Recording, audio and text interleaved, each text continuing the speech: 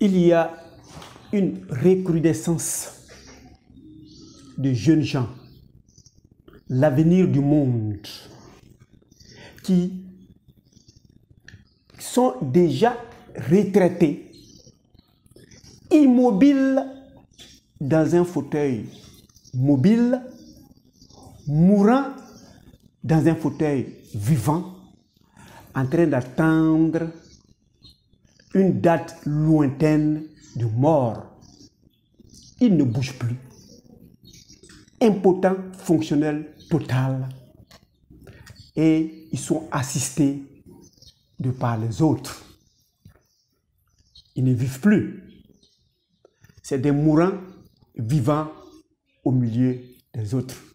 Alors que c'est eux qui sont l'avenir de ce monde. Il faut que chacun sache que l'objet de vivre la vie doit être dynamique et nous devions vivre longtemps, immobiles, indépendants de toute assistance. Mais comment doit-on faire pour vivre longtemps et automobile? Nous le serons en 5 vidéos.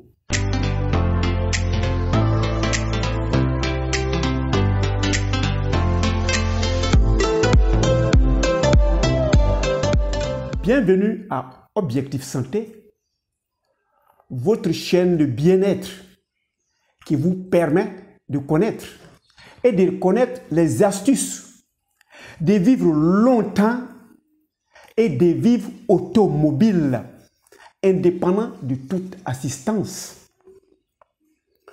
Comment allons-nous faire?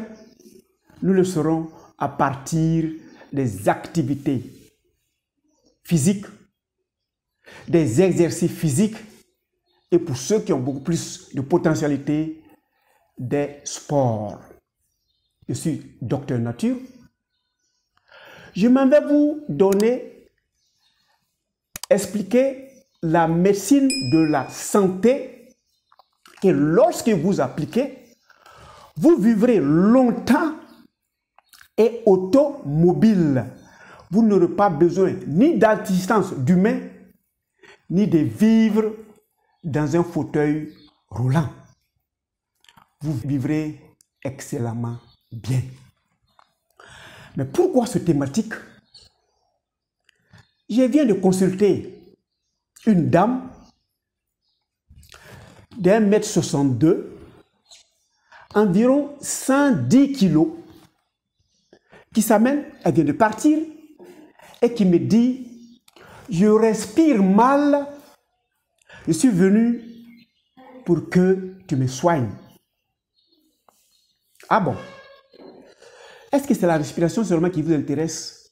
En tout cas, tant que je respirerai bien, je vivrai mieux. Ça, c'est bien.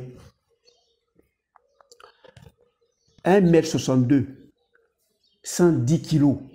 Elle est venue dans une voiture climatisée. Et elle, son souci, c'est de pouvoir bien respirer. Alors je dis à la dame: où vous habitez? Elle me dit où elle habite. Madame, vous travaillez où? Elle me dit la société dans laquelle elle travaille, la distance de deux est environ 1,5 km. Madame, vous allez au travail comment? Mais évidemment, ça, c'est pas une question posée. Je suis véhiculé, je vais en véhicule. Mais madame, vous habitez où vous travaillez? Non, ça vaut environ 2 km. Ok. Vous voulez que je vous soigne? Oui, je veux que vous me soignez. Dites-moi ce que ça coûte et je paye. Mon premier traitement va commencer, si vous m'acceptez, de vous rendre visite chez vous. Je dis avec beaucoup de plaisir, ça ne me dérange pas. Vous venez quand? Je viens dimanche prochain pour que nous nous voyions. Et cette dame qui est à sa deuxième visite, à la toute première visite, je vais garer ma voiture dans la société où elle travaille. Je marche de sa société vers chez elle. Ça m'a pris environ une vingtaine de minutes de marche et j'ai pris tout mon temps. Arrivé, je m'avais toqué à la porte de la dame.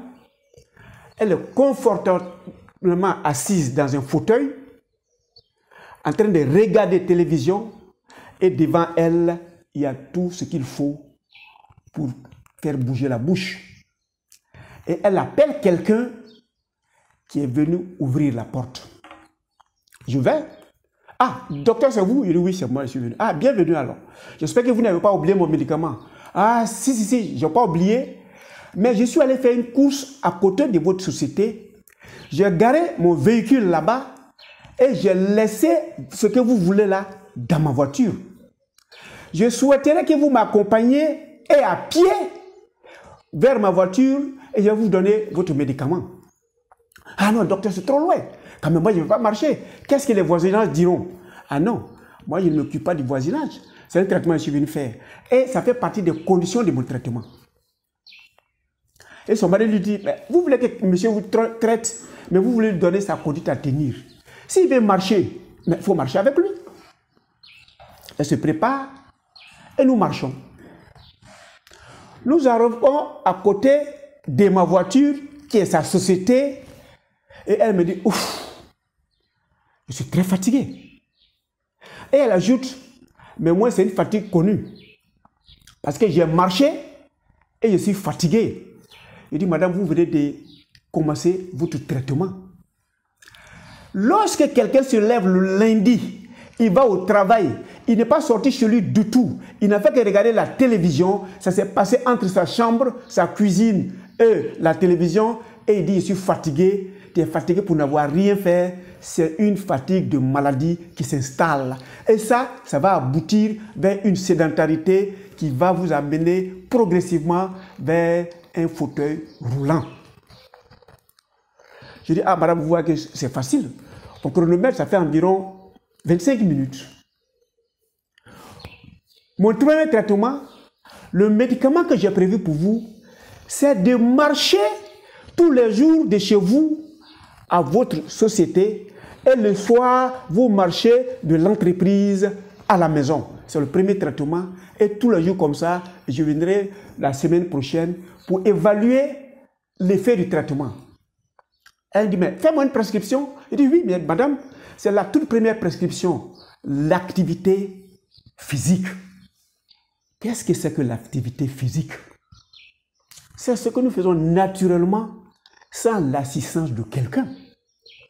Vous vous levez, vous partez dans votre douche, vous vous lavez, vous vous brossez, vous vous habillez, vous dressez votre lit, vous balayez votre maison, vous descendez, vous marchez. C'est ce qui est l'activité physique.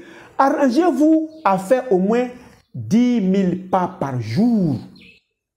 Ou si vous voulez, à marcher, à poser des activités pendant au moins une trentaine de minutes.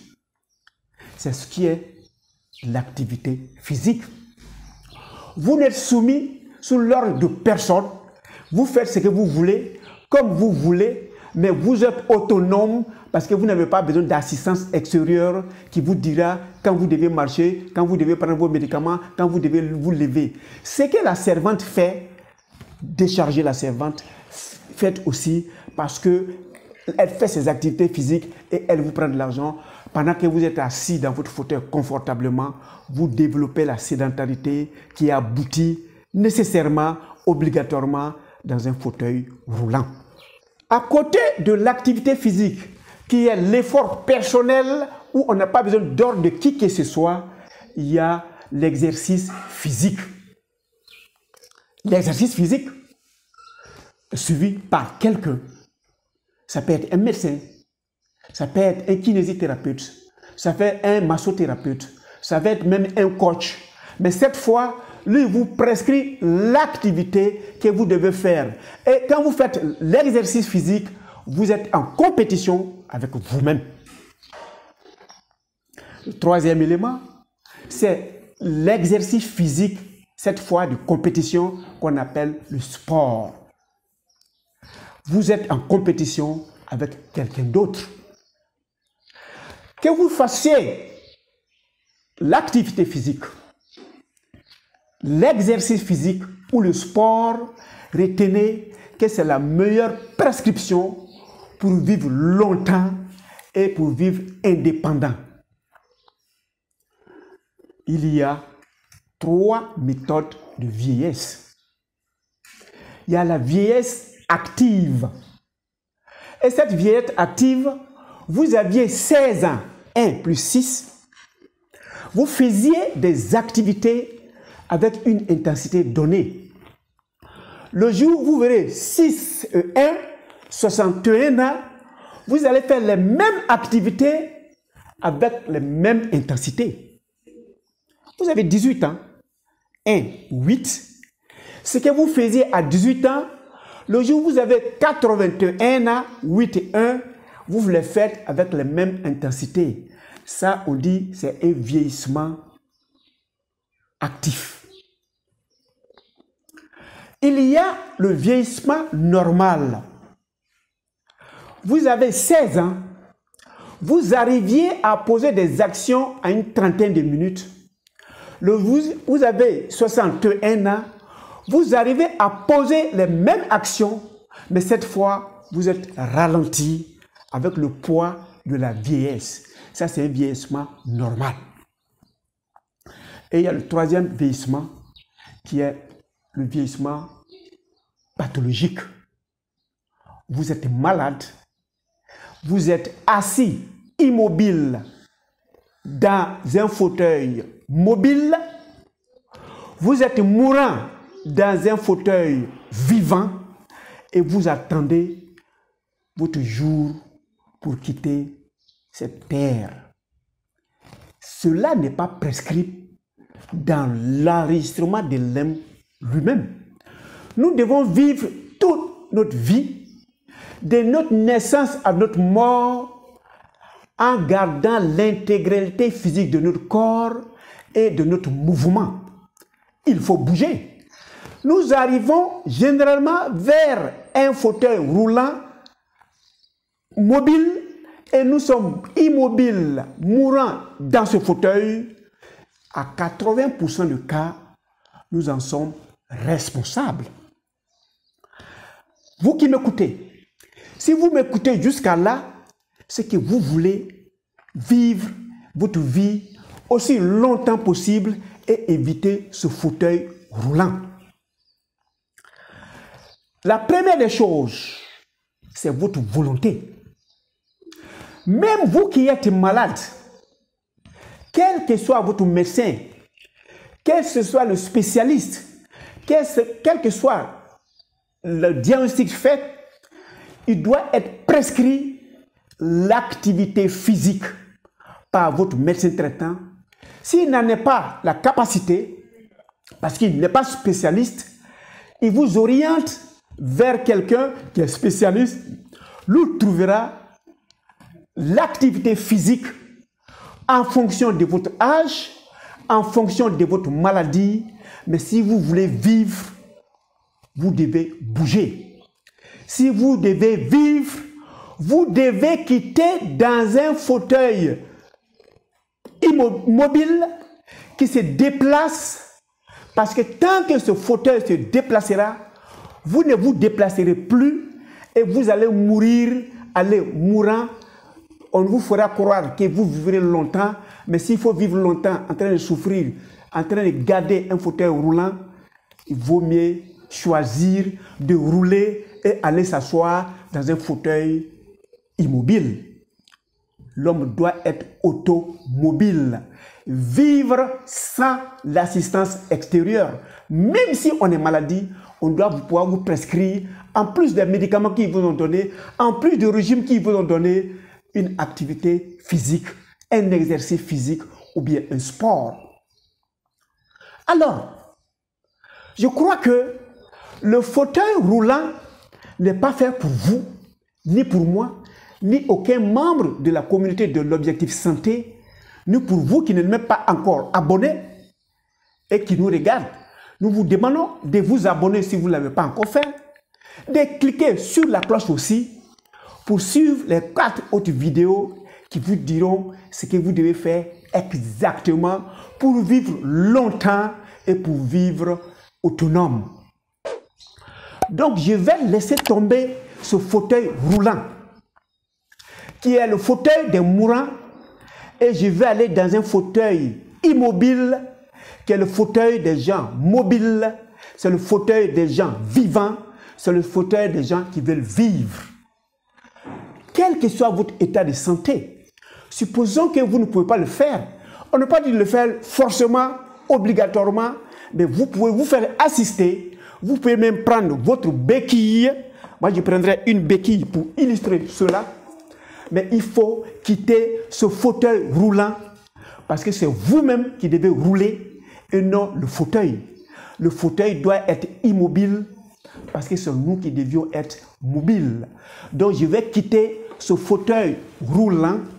Je m'en vais en fonction de votre efficacité. Vous attraperez le fauteuil immobile parce que vous voulez être mobile. Vous vous appuyez dessus. Vous vous déplacez en fonction de votre force, de votre capacité. Et vous êtes assis dans le fauteuil qui est fait pour vous. Un fauteuil immobile pour des hommes mobiles. Et nous devions être non seulement immobiles, mais automobiles. Dans le pas mobiliser des gens, prendre leur temps, parce que nous ne voulons plus faire, et nous voulons faire ce que nous devions faire pour mieux vivre. Il faut qu'on se déplace. Il faut qu'on vive. Il faut qu'on vive mieux. Tel est l'objectif de Docteur Nature. L'objectif de Docteur Nature, c'est votre santé. Et nous souhaitons qu'à partir de cet instant, vous êtes le fauteuil roulant, vous l'écartez, vous l'éloignez, parce que vous n'en avez pas besoin. Peut-être que vous allez l'utiliser en allant chez le médecin traitant, mais ça ne doit pas être votre compagnon. Votre compagnon, c'est vos pieds. Et quand vous êtes fatigué d'utiliser vos membres, vous venez vous reposer dans un fauteuil immobile. Parce que vous deviez être obligatoirement, nécessairement mobile pour vivre mieux. En attendant qu'on se voit pour la prochaine vidéo, je vous souhaite excellente santé. Et à cet instant même, bougez.